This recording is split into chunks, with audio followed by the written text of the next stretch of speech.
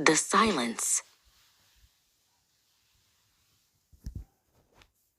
The woods had been his sanctuary for 5 years, a fortress of green and silence built around a core of grief. Silus, his face framed by a beard as wild as the forest itself, chopped wood with a practiced, rhythmic fury. Each swing was a memory of the crash, the silence that followed, the life that was stolen. He had buried his cape and cowl along with his heart. Inside his cabin, the world was a relic. No internet, no phone, just books, maps, and a dusty box-shaped television from the 90s hooked to a car battery. It was his only window, and he kept it shut. He preferred the quiet hum of the generator to the noisy chatter of a world he no longer belonged to. A freak electrical storm, a lightning strike too close for comfort, and the generator sputtered and died. In the sudden, profound silence, another sound flickered to life.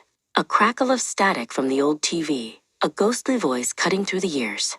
Total blackout. East Coast is dark. Repeating, we are under attack. He spent the next hour coaxing an ancient radio to life, turning the dial through waves of static. The story was the same everywhere. No power, no communications. Panic. It wasn't just a blackout. It was a global shutdown. An invasion of silence. The vow he made to his wife and son echoed in his mind. To protect the innocent, he had failed them. He couldn't fail everyone else. The grief that had been his anchor was now a current, pulling him back to a life he'd abandoned. Beneath a loose floorboard in the cabin lay a sealed metal case. He lifted the lid, the scent of worn leather and cold steel filling the air. The cowl, shaped like the ears of a predator, stared back at him from the darkness.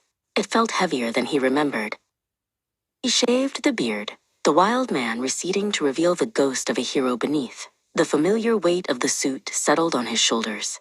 He was no longer just Silus, the hermit. He was the shadow the city had once feared and prayed for. The journey to Washington was a pilgrimage through a new, dark age. Cars were abandoned. The highways were silent. He moved through the shadows, a phantom on the edge of a world holding its breath, the dead cities glowing faintly under the uninterfered starlight. The White House was a fortress, but not an impenetrable one. He moved through its defenses like a whisper.